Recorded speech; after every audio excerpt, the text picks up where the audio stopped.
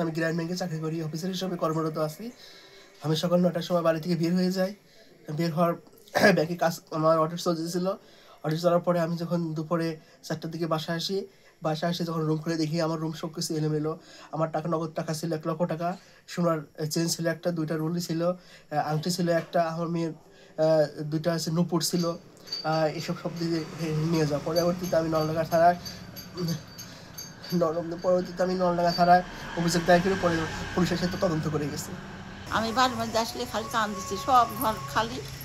তা আমার ভালো লাগছে না, আমি আমার স্বামীর জন্য বিয়ে করছি, আমাকে ভালো লাগছে না, আমি ওই পাড়ার যাবো। আমাকে আমি সাইকেল আমি তাকে সাঁতরা যাই করে আমি যাবো, আমার ভালো লাগছে না। আমি যাও ওই পাড়ার আমার জায়ের কাছে বসে থেকে আমি বাড়িতে আসি তো মোশারফ দিয়ে যে হুন্ডারের খারাপ আছে, আমি কাছে যে তালা দিয়েছে, আমি মুরব্বী দিয়েছি, মুরব্বী কথা হাটে গেছে, ওই শাল বোঝা বাইরে খারাপ আছে। আর আমি এসে করছি কে বেটা একটু দাঁড়া আসো কে। আর সব মা করে কান্দি করছে, আপনার বাড়ি থাকতে আমার জিনিস হারা গেল, এতদিন হারাইল না, আমার ঘর চুরি হয়ে গেছে।